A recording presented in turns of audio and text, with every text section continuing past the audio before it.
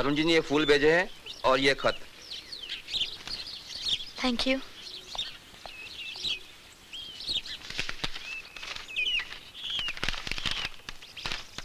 शालिनी जी, घर से फोन आ गया। मेरी पत्नी मीना की तबीयत अचानक खराब हो गई है, इसलिए नहीं आ सका। माफी चाहता हूँ। जिंदगी रही तो जरूर मुलाकात होगी। उम्मीद है आप मुझे माफ कर देंगी। अरुण।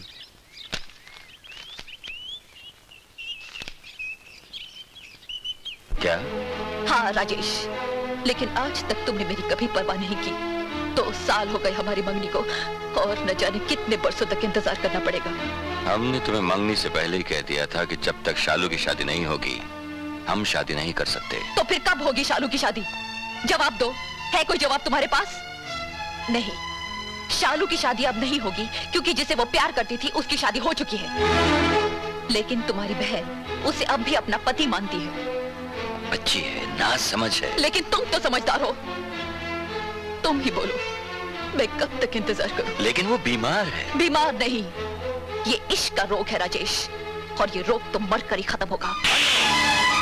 बाबूजी, बाबूजी, आखिर इस घर को मेरी बदनसीबी का ग्रहण लग ही गया ना बाबूजी। आप मेरी खातिर अपनी खुशियों को तबाह मत कीजिए बाबूजी। अब ब्याह कर लीजिए, भाभी को घर। चलो चलो काका। डॉक्टर को बुलाइए काका, इसे बहुत तेज बुखार है। अभी तो इंजेक्शन दे दिया है, सुबह तक बुखार उतर जाना चाहिए। लेकिन डॉक्टर साहब, ये रोज रोज का बुखार कुछ कोई बात है जो उसने अपने दिल को लगा ली है। Try to keep her happy. हम तो अपनी तरफ से पूरी कोशिश कर रहे हैं डॉक्टर साहब, लेकिन शालू का खुश रहना ही उसका इलाज है और उसको खुश रखना आप लोगों का काम। ओके?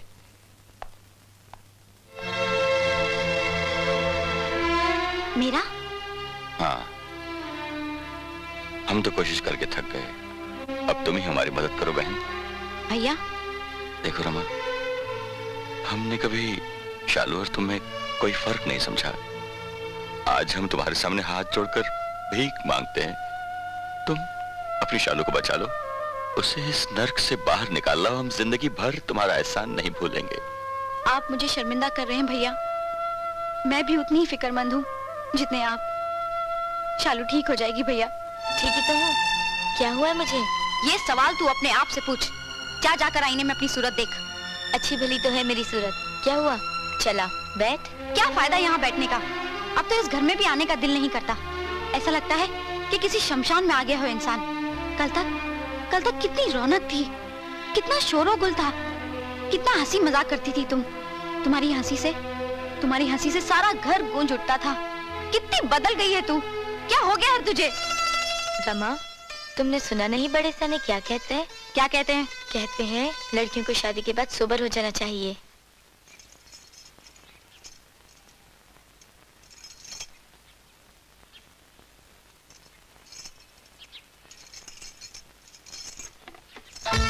ये क्या हो रहा भाई?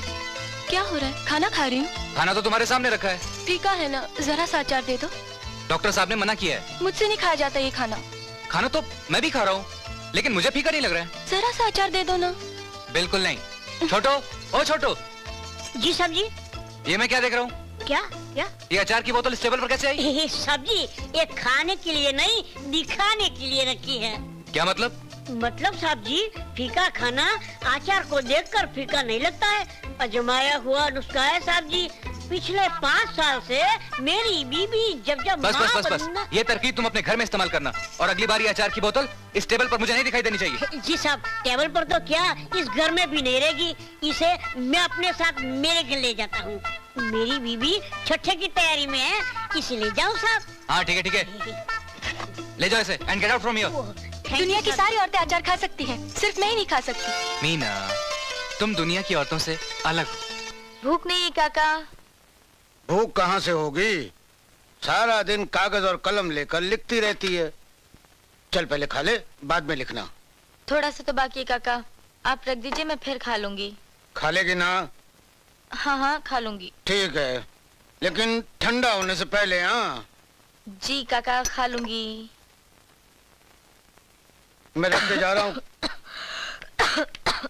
हे राम।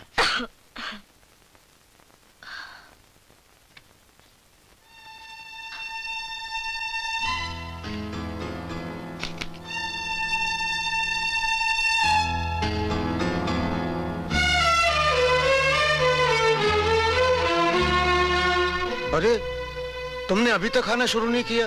हाँ खा रहा हूँ काका। वो शालू को खाना दिया?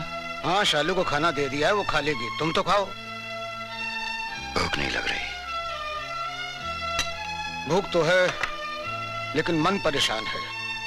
अरे खाओगे पियोगे नहीं तो कौन किसको देखेगा इस घर के अंदर?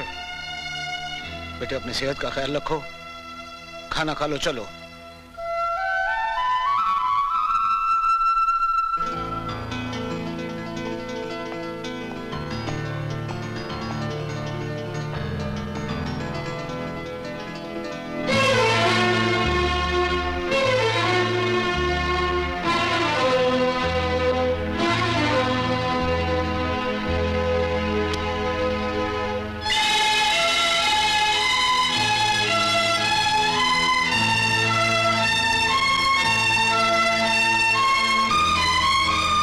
काका,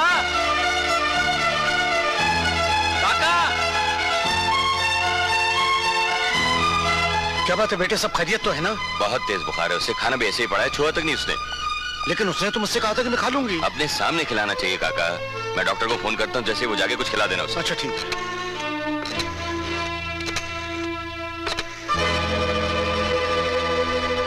डॉक्टर साहब मैं राजेश बोल रहा हूँ। हाँ बोलिए सक्सेना साहब, क्या हाल है? शालू को बहुत तेज बुखार है। अच्छा डॉक्टर साहब ये बुखार कम क्यों नहीं होता? मैं तो अपनी तरफ से हर मुमकिन कोशिश कर रहा हूँ। I don't understand why she is not responding to any medicine. खैर तुम फिक्र ना करो, मैं उसे फिर से चेक कर लेता हूँ। प्लीज। तुम ऑफिस जाते हुए मुझे मिल लेना। बाय। ओके।